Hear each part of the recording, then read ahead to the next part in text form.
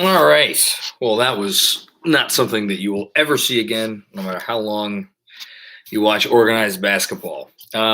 Knicks lose to the Cavs by, I don't know, several points. I think the lead got out of hand there at the end, 16, 17, something along those lines. Um, Before I say anything about the Knicks tonight, let me first just say that the Cavs are good. The East is good. It's staggering to think that outside of Orlando, who of course has already beaten the Knicks, and Detroit, I really don't know who's the 13th best team in the East, who's the 12th best team in the East, who's the 11th best team in the East. East is really good, and the Cavs are good. And I had a funny feeling when Colin Sexton didn't start the second half for Cleveland. I was like, that's not good news for the Knicks. I thought the Knicks would, all due respect to Andrew Claudio and his love of Colin Sexton, I said to myself, I think the Knicks are going to have, or would have had, a better chance winning this game if Colin Sexton was in there to start than Ricky Rubio. But as it were, he was not, and the Knicks lost. Yes, obviously the entire NBA is going to be talking about the fact that Ricky Rubio ended up 8 for 9. He obviously started 8 for 8 from 3 in this game, did not miss. To a lesser extent, the Cavs were 13 of 16 from 3 in the fourth quarter until I think they missed 1 or 2 down the stretch there at the end. For the game, Cleveland was 19 for 35 from deep, shot 54%, where the Knicks were 9 of 31. Yeah, that stuff all has a lot to do with it.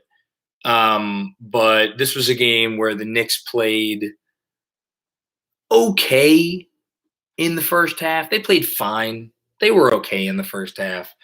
They had some really nice moments, and they had some really bad moments, some careless moments, a handful of bad shots, handful of bad turnovers.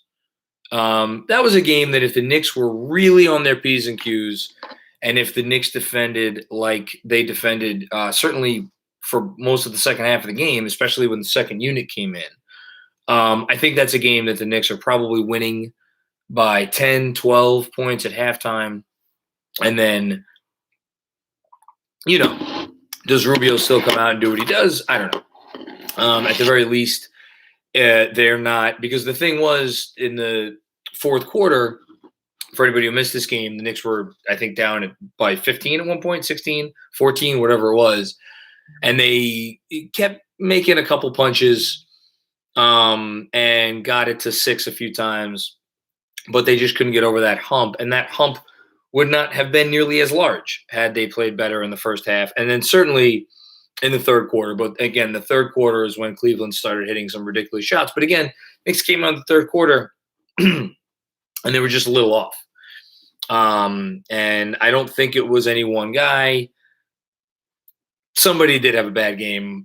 He's been the best player all season, so we're not going to rag on him too much. But for the most part, it wasn't on any one guy. This was a collective, less than what you would expect through, again, 2.5, 3 quarters, and then the backups came in and gave us something to cheer about. And I do think there was a very big positive to lead this game from.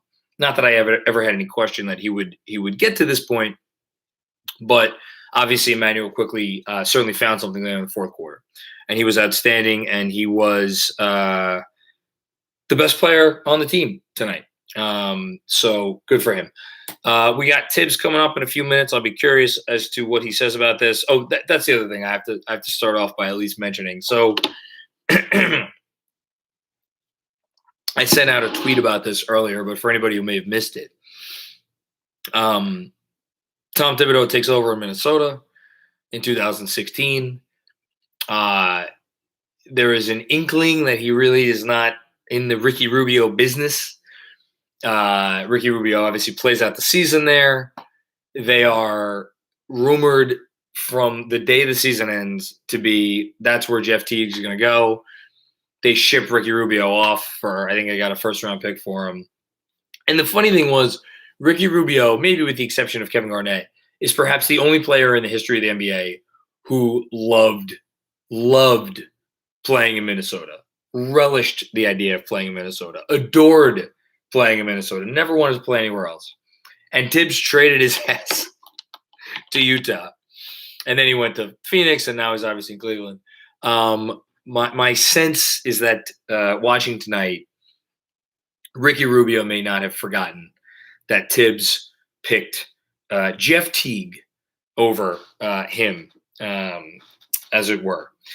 It didn't work out so well for Jeff Teague. Didn't work out so well for Tom Thibodeau in Minnesota. And obviously did not work out so well for the Knicks tonight. We'll get into the specifics, but as we always do, we will get right to the Super Chat when I have a feeling. And again, sorry, one more thing before I get to the Super Chat. Just kind of big picture. 7-3 would feel a lot better than 6-4. I thought this was a game they would win tonight. They got a tough couple of games coming up. They got Philly, Milwaukee, and then some games against teams that they could win against, they could lose against. I thought this was important because I thought if they got to 7-3, worst case scenario, I thought they'd go 3-3 over the next 6 and get to 10-6 after those first 16 games, which to me was always kind of a baseline. I wanted to get to 10-6 after the first 16 games. And now that's going to be a little tougher because certainly the next 2 games are not guaranteed. And then the 4 after that, I mean, I know they got another one against Orlando. I think they got one against Houston in there as well. And then Indiana, Charlotte. So, but really now with this loss, in my mind, this puts some pressure on them. You got to win one of these next 2 games. I know Milwaukee's struggling immensely right now. But, you know, you're going to beat the world champs twice in a row. We'll see. You're going to beat Philly, who's the best team in the East at the moment, twice in a row. We'll see. But credit to Cleveland.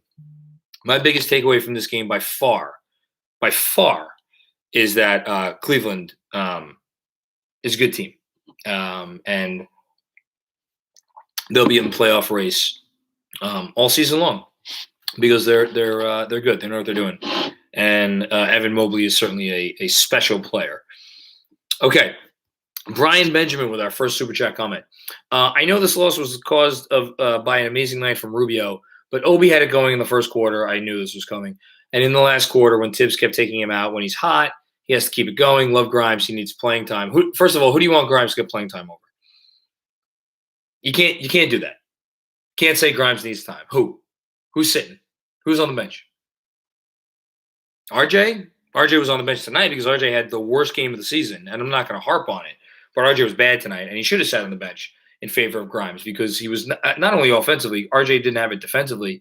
Grimes brought that energy. I love to see it. But you can't say, you know, Grimes needs time. Who? You said Alec Burks? Okay, maybe. I guess.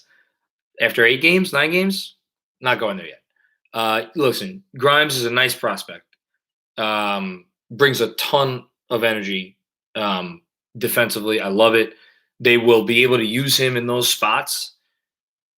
In a perfect world, that's where you want to use him as a rookie. You got him for 4 more years. You don't need to shove the kid down everybody's throat as a rookie. He'll get his spots in spots like this. That's when he should be getting his spots. As for Toppin, you know, Tibbs gave him a run in the second half, as he should have. I personally thought it was the right move to bring back Randle in the second half. As far as the first half, I was as perplexed as everybody why he took him out so quick. I thought he could have used another minute or 2. I thought his energy was good. He was making everything. Cleveland had no answer for him. So I'll give you that. I would have liked to see Obi play another couple of minutes in the first half for sure. Again, I was fine with him putting in. I mean, again, this is you're talking about. You couldn't take Noel out because Noel was your best defensive player all night long. You couldn't go small, not against those guys, not against that lineup. And you know, it's tough when you're picking between a really exciting young player who's doing a lot of really good things and the guy who finished 8th in MVP last year, which I know is a thing that we like to brush off early in the season when he's not being everything that we want him to be and more. But there's been a lot of really good players in NBA history, Hall of Fame players, guys who finished in the top 75 of all time, never finished 8th in MVP, never finished second all team or second all NBA.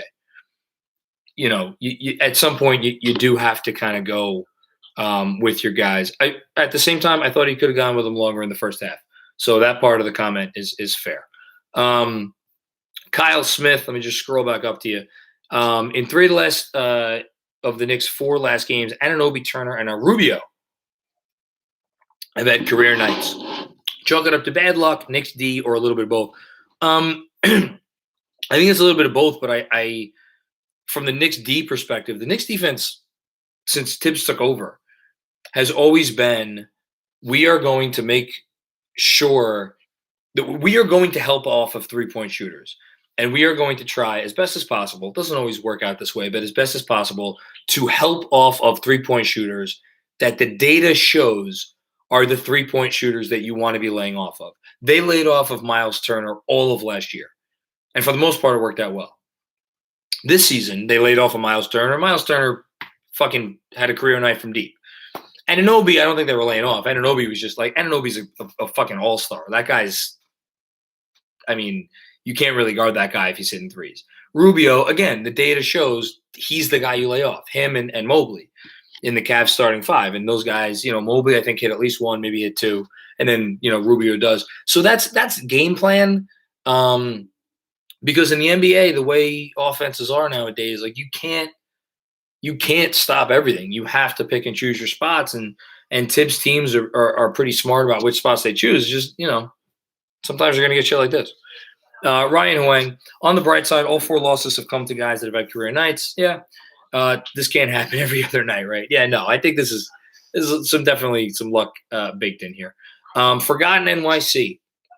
In 3 of 5 home games thus far, a visiting player is recording. I guess this is going to be a theme. A career high in points. This is a problem. I don't think it is what it is. It's annoying. It's unfortunate. But,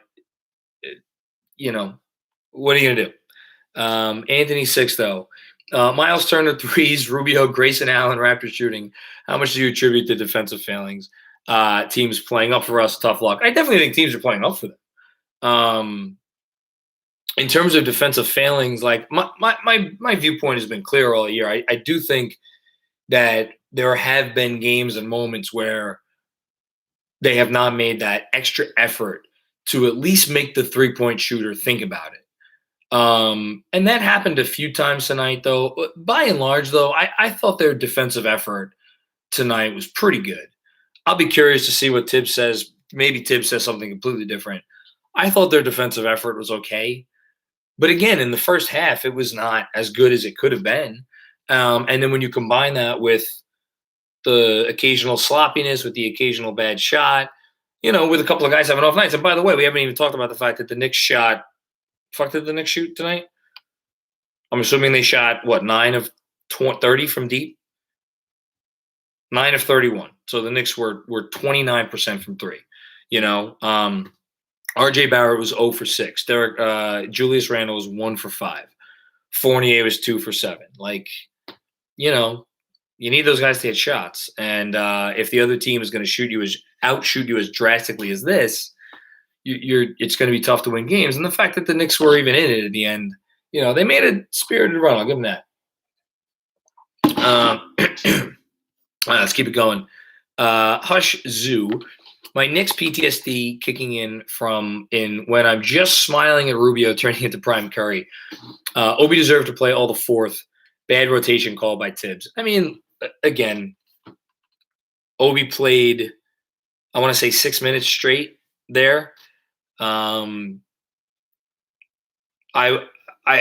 looking at like what happened after Randle got back in the game. I mean, I'm pretty sure didn't Randle he got that heads up steal, or was that in the third quarter?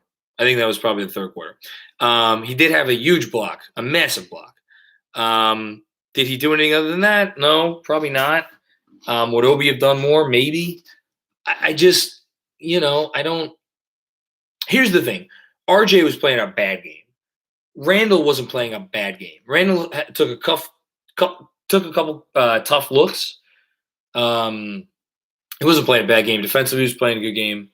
Wasn't really hitting from deep, but he did, he had some nice moments too. I mean, again, the guy, what was Randle's final line? He shot He had 19 points on 17 attempts, 7 assists, 7 rebounds.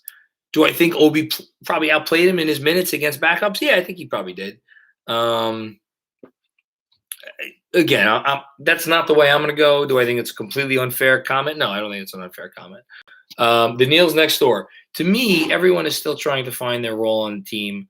I'd rather take these losses early, but we should have rode the bench to the end. I guess that's going to be the popular sentiment. I mean, he rode Quickly and Noel to the end, as he obviously should have. I think it was the right move to bring Rose back in. He left Grimes in. He left the rookie in. So, I mean, really, what are we talking about here? We're talking about, it's amazing. It's amazing. We were ready to build a statue to Julius Randle after last season. And look, I get it. It's natural. Obi is a lot of fun. He's a lot of fun, and he's gotten a lot better. He's solid on defense. But again, it's like he's still a second-year player. Like, nobody wants to think about that he bit on, the Rubio pump fake when Rubio got around Grimes, by the way, another guy y'all want to see in the game. And that was 2 free throws. And, that's momentum. Those plays count too. Look, I love the Obi finishes and the acrobatics as much as anyone. But if you're a head coach, you have to look at everything. And you also have to worry about the locker room. So, again, when you have a guy who has just proven himself over the last calendar year to be an all-star, an all-NBA level player, the guy who's been mostly responsible for the resuscitation of your organization, to just be like, all right, yeah, we're going to go with the kid, that's a lot easier said than done. And I'm not saying that, Randle would cause a stink or that would cause an issue in the locker room necessarily, if Obi's having a good enough game. But again, we're talking about a guy Randle's having a decent game. He made a lot of really big plays. He made a lot of really tough shots. These are the moments where I know losing sucks. Trust me, I get it. When you lose, a coach is going to make decisions, and we're fans. We're not going to like all those decisions. We're always going to have things to second guess because you lose. But you have to try to keep a level head and see the bigger picture. And remember, that sometimes putting the guy who has the longer track record is the better move. It didn't work out tonight. But again, I don't know that they would have won this game if they had kept Obi. And my assumption is that they would not have. Because, again, 13 for 16 in the fourth quarter from 3. What are you going to do? Dan Hidalgo. Encouraging stuff from Quickly. Obviously, the Knicks have to rediscover their defense, but we still haven't seen this team play their best. 100% haven't seen them play their best. They've been playing fine. I don't think they've played terribly. I don't think they've played great. I think they've played okay. That's about it. But, yeah, haven't really talked about Quickly much. Quickly was the best player on the floor. I said that earlier. He kept them in the game, or brought them back into the game. I wrote it or I said it at certain points last year that, or maybe, I think I wrote it after he didn't make All-NBA second team. And I think what I wrote, and a couple people called me out on this, and I pushed back on it, was this team wins 4 or 5 less games last season if they don't have Emmanuel Quickly. And they're like, oh, that's an overstatement, isn't it? No. That dude's energy easily, I think, won them a handful of games last year, and was a massive factor in another handful. And what always was the telltale sign for me for Quickly last season was when he would come in, and again, game to game plus minus is not worth the paper it's printed on.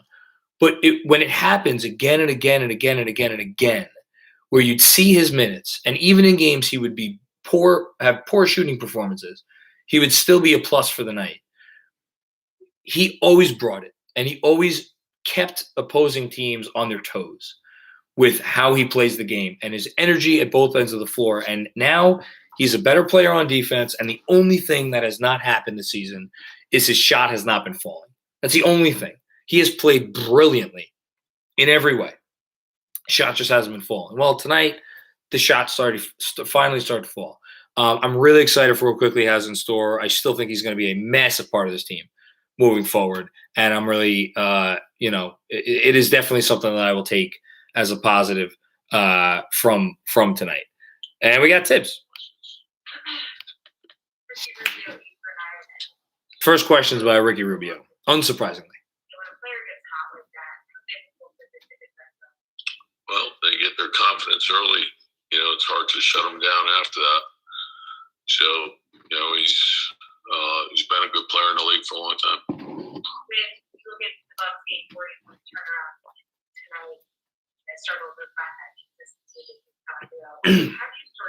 Taxi driver, your comments up next. Yeah, just be ready to play. The games keep coming; they come fast. Everyone in the league is good. You got to be ready. You got to play with an edge. Our defense wasn't very good. Our rebounding wasn't very good. And rebounding was not very good. Rely just strictly on offense. We're going to pay a price for it. You look at the fourth quarter, it's like 10 minutes. How valuable are those? Here's that quickly. I think it's important, and you have a rotation. He's always working, and he stays ready. We're looking for energy, a spark, and so we felt like maybe he could give us something, and thought he did a good job. Oh, sorry, it was about quick. It was about Grimes. Unfortunately, we had one crack to get back in, and we didn't get it done.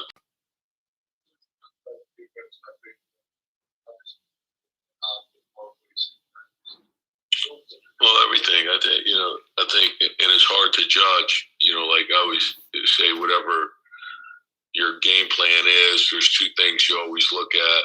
One is, are you executing the scheme correctly? And, and two, are you doing it hard enough? And sometimes the answer to that is you are. So that's when you change. But if you're lacking in, execution of the scheme or the intensity, and it just takes, one person to miss, and we're all tied together. So, we have to fix it. We have to look and we have to learn. And then, we got to get ready for Philadelphia. It's a quick turnaround. Philadelphia's playing great basketball. So yeah, they are. We have to be ready tomorrow.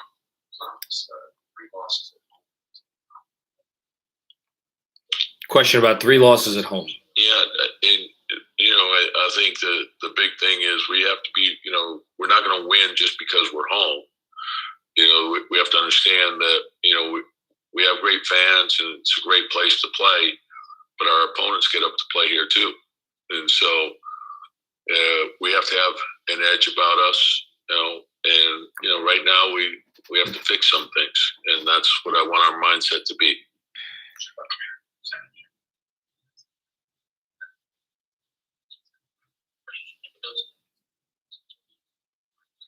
Yeah, and again, same thing. When you're behind like we were, you're searching. So whatever the plan was, that's out the window, and then you're trying to get some energy and life, and that's what we're doing, and we wanted to see. I thought Alec gave us some good minutes. I thought Obi gave us some good minutes. Quick got going a little bit, which was good, but we have to be able to counter our defense, and we didn't get that done. Does it happen at the start of the game? Have a set rotation. This is Berman asking about Kemba. And I don't want to make excuses because that's not what we should do. And that's the NBA. And the NBA there's constant change, whether it's injury, illness, foul trouble, whatever. There's constant change, and how quickly can we adapt? And that's what we have to focus in on. So Kemba's out. Next guy get in there, get the job done. You just understand that that's all part of this. And obviously we have to do better.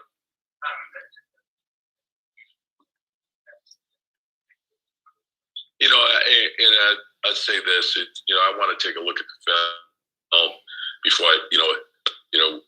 I make any judgments on that. And, there's things that I think we can do better. We learn from each game. So you win or you learn. We'll take a good look at the film, and then we'll go from there. All right. I'm going to get back to the Super Chat comments. Taxi driver. We can't just all blame it on Rubio. Our three-point defense has been absolutely horrible so far this season, and tonight the starters played with no soul in the third quarter. I don't know that I want to say they played with no soul in the third quarter. I think they were missing shots. Again, there was something a little bit lacking. It was what it was. I don't agree, though, that the three-point defense has been horrible so far this season. I think it's been worse than last season, and there's been a little bit of extra effort that's been missing. But at the same time, you do have to tip your cap at some point to guys making shots, which you can only control so much. Sand Reckoner. 1, I like take fouls. They prevent breakaway dunk momentum builders. 2, that's a unique take. I think you're in the minority there. 2, there won't always be career games against us. I agree with that. And then 3, Noel needs a jugs machine. There has never been a player in the history of the NBA who has a bigger discrepancy between how good his hands are on defense and how bad his hands are on offense.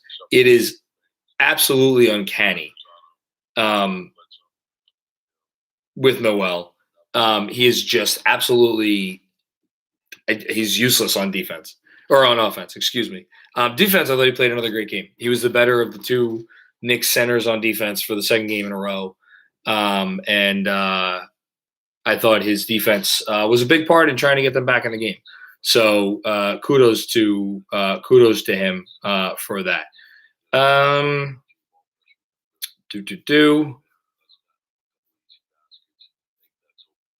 Okay. Douglas Forrest. If Walker is out, start Grimes. Seriously. Starting Rose damages the second unit big time. Oh, man. So you're going to ask RJ Barrett to run point? You're going to ask Julius Randle to run point? Yeah, I don't know about that one. NBA defenses are really good. And if you start a game without a point guard, that's going to be rough. I'm fine. Here's what I would have done myself. I would have started Quickly, and as I understand it from what I was told earlier today, there was at least some thought to starting Emmanuel Quickly. I would start Quickly. I would keep Rose in the second unit. I wonder the next time they have a situation where Walker is out, will they start Quickly instead of Rose? Leave Rose in the second unit, and then you play Grimes in the second unit. I'm totally fine with that. I like that. Or start Rose and just play Grimes. I mean, here's the thing about Grimes. I don't think you're going to have to work very hard to get him time. Like, Alec Burks is not going to play 82 games. Evan Fournier is not going to play 82 games. Derrick Rose is not going to play 82 games. Kemba Walker already has not played 82 games. Grimes is going to get time.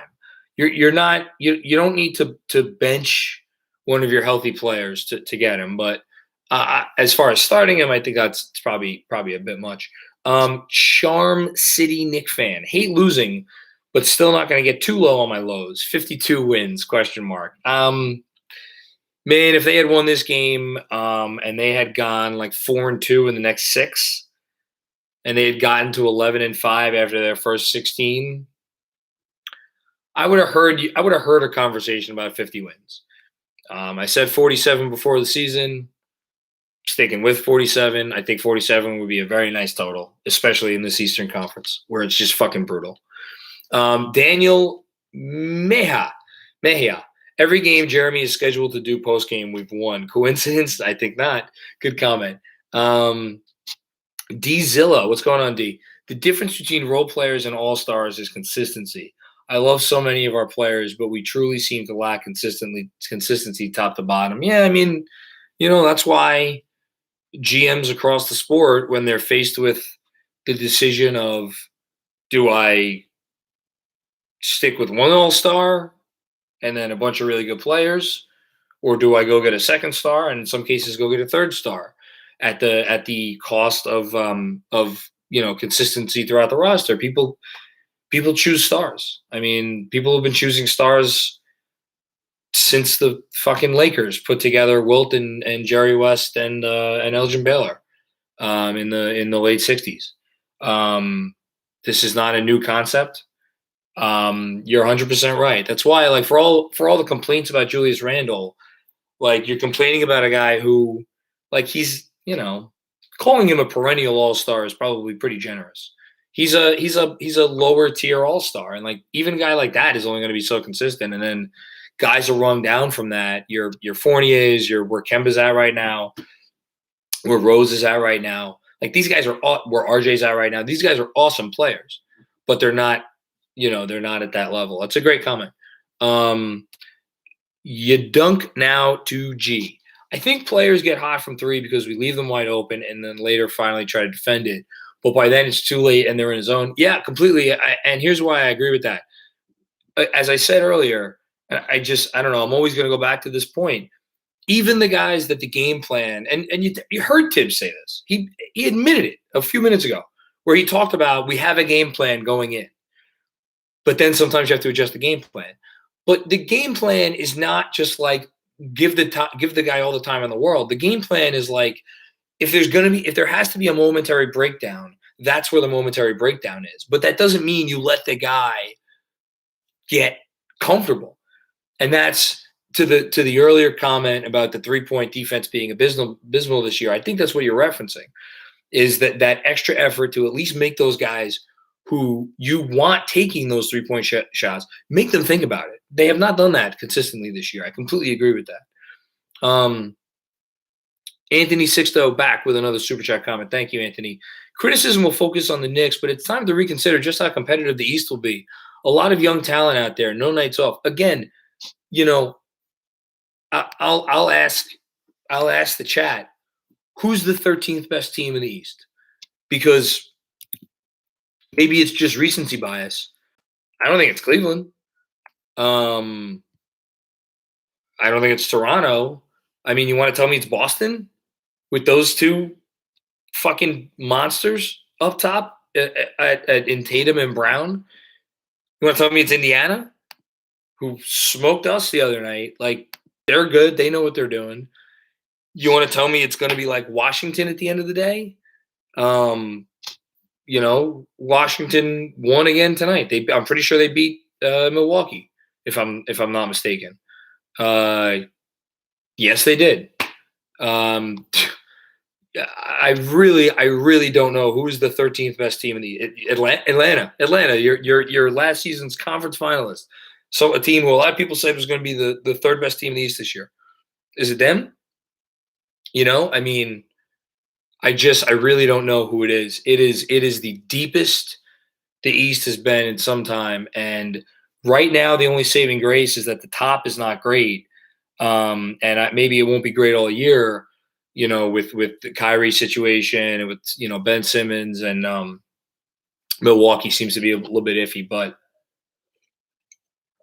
shit, if the top of the East ever gets his shit together, oh boy. This is gonna be which is why everybody before the season who's like the Knicks could be Jeff Van Gundy told me this on my podcast. The Knicks could be a better team this year and finish with a worse record and a worse seed. And that's why I cautioned everybody, like, don't take a 7 or an 8 seed this year as like a failure.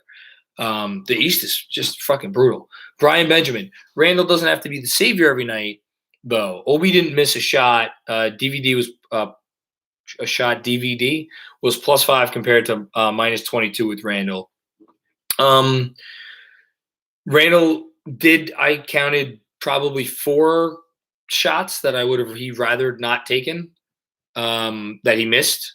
I also count another 2 or 3 that I didn't want him taking that he made.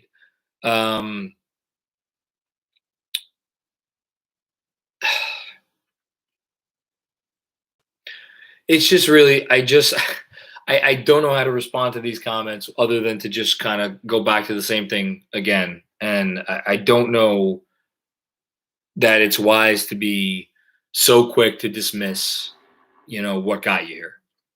And Randle got the team to where they're at. I agree, though. You could count it between 3 and 6 shots that Randle has taken every game this year, that you say that's not a good shot.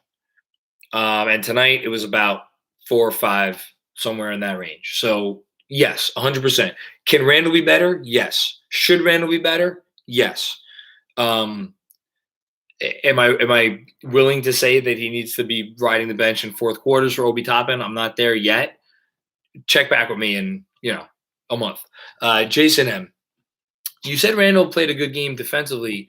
What game were you watching? I guess a different one than you. He was terrible on defense. He came in and immediately gave up an open 3. Randle is always going to be hit and miss on defense. He's always going to have his moments where he falls asleep. But again, Obi does the same thing. He's a young player. Obi's going to do that. Randle, for the most part all year long, has been hustling his ass off on defense. His block was the biggest momentum play of the game. I know it didn't end up mattering, but I thought it was huge. There were a couple of moments where he was down low and, you would have liked him to show a little bit more resistance when the defense broke down and somebody was driving. But, I thought we'll agree to disagree here. I thought Randle played a good game defensively. I think it's easy with Randle to look at the bad, because the bad is bad with Randle when he falls asleep. But nobody wants to say it. RJ had a much worse game defensively. He wasn't staying with any of Cleveland's drivers. He had an off night, and he's allowed to. He's been the Knicks' best player this season. Kevin Danishevsky, what's going on, Kev? I think the Knicks struggle against teams that shoot the 3 well. Yeah, that was the case last season too, for sure. By the way, I stand by everything I've said very quickly. Man, give you credit for sticking with it, because you knew I wasn't calling for banishment. I'm proud of Grimes. We'll bounce back. Yeah, I just, I want 20 to 25 minutes quickly every night. I will always ride with him. CT Pittman. What's up, CT? How are you? I told you earlier this week the Cavs were not the pushovers they used to be. Yeah, no, anybody who thought they were, I thought I don't think I picked against the Knicks all year. For my gambling columns that I write for Odds Checker, and I picked against them tonight. I said I thought they'd win, but I thought the line was ridiculous. It was like an 8-point line tonight, which I was like, why are we giving Cleveland 8 points? Didn't make any sense to me. And sure enough, there you go. I've watched a lot of their games. The East is a beast this season. Going to be a roller coaster ride this year. Buckle up. Yeah, it is. I can't say any better than that. Good comment. Warzone Chronicles. Hold on. I missed you there for a sec. Hang on. I know it hurts you, my good man, but Tibbs is a sincere lunatic who is completely devoid of logic some nights. Talk to everybody who gave him the Coach of the Year award last year, and who gave him the Coach of the Year award a decade before that. I just the NBA has a lot of good players, and some nights you get made to look bad. To put tonight's loss on Tibbs, I don't know. Y'all watch different games than me sometimes. Kevin Danishevsky, back for more. Should be noted is that the shift in balance of power means this portion of the schedule might be stronger than, and the West portion might be weaker. I don't know. I mean, I'm not sure who in the West is a pushover. The Thunder have been trying, apparently. The Rockets have been trying. The Pelicans are pretty bad. We already played them once. The Spurs, I never take the Spurs for granted. Timberwolves, maybe. Timberwolves might be bad. We'll see. They're 3-5. I think they've lost 4 in a row. Clippers, we'll see. I guess maybe you know what it is? The middle of the West can be had. like the Kings are 7th right now. The Blazers are 8th right now. Those teams have not really played particularly well. The Lakers are 9th. They haven't played particularly well. The Clippers 10th. They have not played particularly well. Only Utah and Golden State have been really, really good out west. So that's maybe that's a fair comment. CT, you're back for more. What's going on, CT Pittman? I love you, my man. Last thing, Macri. What are your thoughts on Mitch?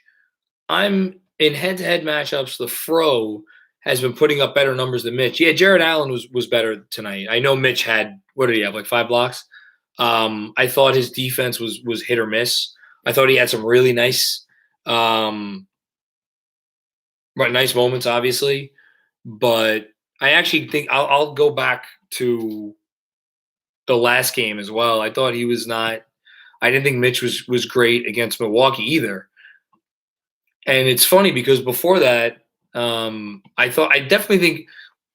remember thinking after 5 games, I'm like, this is the best 5 games Mitch has played in his career, and I don't think it's close. And then since maybe those 5, so whatever, the last 3 or 4, I feel like there's been an edge that's been missing a little bit. I don't know if it has anything to do with the head-to-head matchup with Jared Allen. There should be no reason for him getting bodied for rebounds against smaller guys. Yeah, I don't know. There's been like a little bit of a tenacity maybe missing. I also thought he was just out of position because he helped a few times, and that's not on him. But Allen's really good. Allen's consistent. Allen's like, Jared Allen's like a top 12 center in the league, top 10 center. I don't know, something in that range. He's really good.